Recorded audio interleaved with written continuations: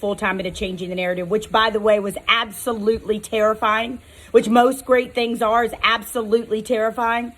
And I said in that, perhaps the quarantine, perhaps 2020, perhaps COVID-19 and everything we're going through this world is calling a new you, a new path, a new way of thinking, a new passion, a new level of love for yourself.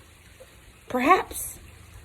Because that's what happened for me. It just happened a little bit before the quarantine. So I really want you to examine that today and to be thinking about that. We always talk about in Sunday Soul things that intentionalities and things that we're thinking about in the upcoming week. I ask every one of my guests, what are you thinking about this week that you could impart to my listeners?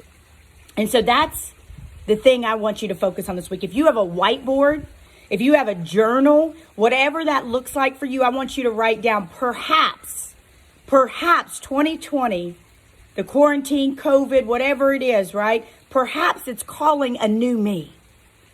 Perhaps my soul is awakening. Perhaps there's a new destiny, a new path, a new relationship, a new level of love. Perhaps. I want you to write that down. I want you to really marinate on that this week. And I heard, and I actually shared it on my Facebook. I heard a story of a man, and it was so wonderful. He was so honest, and he was so real. And this has to do with the new you. But the story he talked about, he was inside getting a coffee, and he didn't want to wear a mask. And the woman said, I can't serve you if you don't want to wear a mask. And he was very huffy and rude to her, and then he just left. And he said he got down the road, and the Holy Spirit convicted him. Now, you may not believe in Jesus. You may not be a Christian. So whatever it is you believe, but I'm going to speak in the way that I believe I'm a Christian. He said the Holy Spirit convicted him. And so he turned back around and he went in there and he apologized. And they sat and they talked and they broke proverbial bread together, right? And it reminded me of the time when I worked at CBS in Atlanta and was able to launch a CBS station with Carl Dukes and Cordell Stewart. I was so proud. It was so amazing. And it reminded me at the time that I was trying to, and I'm going to be real here. I subscribe to this theory of radical vulnerability. Radical vulnerability. Here's my life, the good, the bad, the happy, the sad, and hopefully you learn something from it. Hopefully you're inspired by it. But I had a small, I think it was an IRA or a 401k is what it was. I had a small 401k, and so I was calling to get information on that and to cash that out because I needed it. And I talked to the guy, and the guy didn't have the information that I needed. And I remember this like it was yesterday. It's going to make me cry. And he said, and I was rude to him. And I said, blah, blah, blah, blah, and hung up. And it bothered me. And it bothered me badly. And I don't know if I got 24 hours. I don't even know if I got that long. But it haunted me the way that I talked to this man. Let's just call him Ryan. So the next day, I remember driving to work. I called back up, and this was a office floor in New York that I found out later had hundreds and hundreds of people working in this office. And I called back and I said, hello, can I speak to Ryan? And the person was like, ma'am, we have hundreds of people here. Do you know Ryan's last name? And I was like, no, I don't. And so they put the phone down and they said, just give me a minute. And I was on hold for, it felt like forever. And then all of a sudden somebody picks up the phone, and it was a man, and he sounded bewildered, and it was Ryan. And he said, hi, this is Ryan. And I said, Ryan, my name is Rachel Baribeau. You talked to me recently, and I need to tell you something. And the other in the line went silent. I said, I am sorry for the way I talked to you. I'm sorry for the way I talked to you. It wasn't your fault. You didn't deserve that. And I deeply apologize.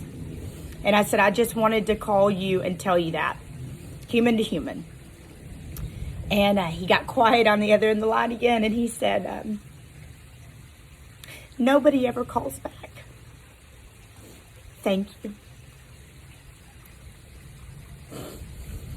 So I wonder If there's a situation in your life where you've been ugly, if there's a situation in your life where you could call back and apologize, if you would do that for yourself, for me, for this world. Because what I've noticed in this quarantine is that kindness, like what we think is ordinary kindness, goes so far, so far. I was cutting down my expenses and trying to consolidate things the other day, and I was talking to a gentleman, and he was with a credit monitoring service. And I said, listen, just trying to kind of figure out how to make it work and all these things. And before the end of the call, he said, ma'am, I want to speak to you. And I don't remember his name, but he said, I want to speak to you as a person and not a CSR, customer service rep. He said, I genuinely hope your business comes back. I genuinely hope you do well. I genuinely wish you nothing but the best in the world. That moment of kindness, that moment of just love, right? I implore you, I'm asking you, where are those moments that we could show crazy love that would go so far in today's society where we're hurting, we're scared, we're unsure, we don't know what's next. We don't know if our kids are going back to school. We don't know if our jobs. We don't know about unemployment. We don't know about stimulus. We don't know about SBA loans. We don't know. Heck, I don't know when I'll get to go back and speak to people live. But I got faith. I got faith for this. And taking that same thought, this week I thought, well, if I can show extraordinary kindness in the midst of just everyday, mundane opportunities, I'm going to do that. So there was a lady, I'm coming to you here. If you can see, we're going to touch that so you can see behind me how beautiful this is. This is my new home down in Florida. I haven't moved yet, but this is going to be my new home down in Florida. And we are looking at getting solar here. And so a lady had called me. I'd called her a couple of weeks ago, and she had done a great job of following up, but not being too aggressive, but just following up and staying on my radar. And so she called, and we closed. We got the appointment set for Monday. And I said, her name was Mariah. And I said, Mariah, may I take a moment? She said, yes, ma'am. What is it? I said, I just want to tell you, you do a great job. I said, you are very thorough. You followed up. You haven't been too pushy, because I've been in sales before, and I've been that pushy person. And I just want to tell you, you do a great job.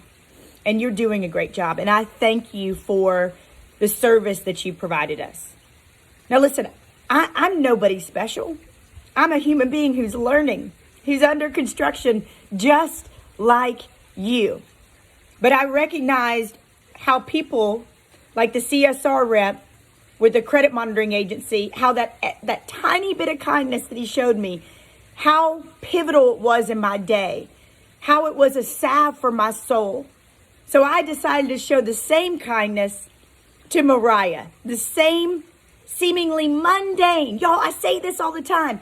We think the miracles have to be huge. We think it has to be something crazy, right? Oftentimes, the most beautiful, amazing things in our life are tiny, miraculous things. They're disguised as tiny and mundane, but they're actually huge and will change your soul and change your life. So I wanted to show Mariah that same kindness that had been bestowed upon me. So today, as you get intentional about your week and think about perhaps there is a new me being called forth. What's your dream? What's your passion? What have you wanted to do? What have your soul's been crying to do, but you've been terrified? Explore it. Look into it. Chase it.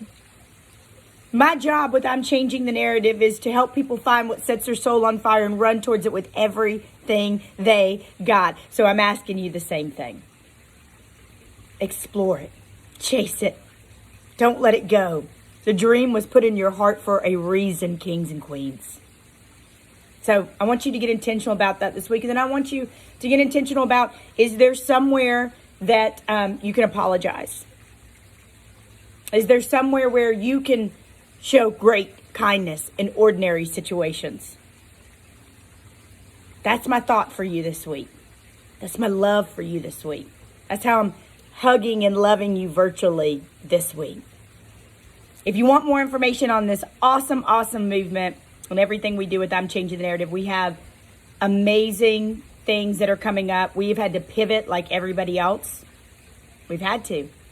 It's what the quarantine has forced us to do. It's what COVID has forced us to do. It's what 2020 has forced us to do, is to get creative and to pivot and to figure out what matters and what doesn't matter. And guess what? I can't speak in front of people, but people need my message more than ever. So finding creative ways to be able to affect change, to be able to touch people, to be able to love on people, I'm doing it. If you want more information on what we're doing with I'm Changing the Narrative, the website is IamChangingTheNarrative.org. You'll see it right after this video. And I want to thank you for the support. Thank you for supporting me. Thank you for loving me. Thank you for listening to what I have to say. Thank you for opening your heart to me. Thank you for being extra like guacamole. And if you're the opposite and you're introverted, thank you for being introverted and being true to yourself. Be you. The world needs you. Here's what I'll leave you with. In all the world, the same creator that thought that we needed the Andes and Kilimanjaro and all the wonders of the world looked and said, we need one of you. And you, happy tears as my grandmother would call them, and you, and you, and you. You were put on this earth to do extraordinary things. Don't shortchange the world by not doing them. And you know how I got my sign this morning? There were dolphins in this bay behind me playing this morning. And I just thank God for an opportunity to be able to speak to you. Another day to get it right. Another day to say I'm sorry. Another day to show extraordinary love in mundane situations, in small situations, in big situations, and just be more love, more life, more of a giver, more of a forgiver, and more of a doer. I love you, kings and queens. Happy Sunday.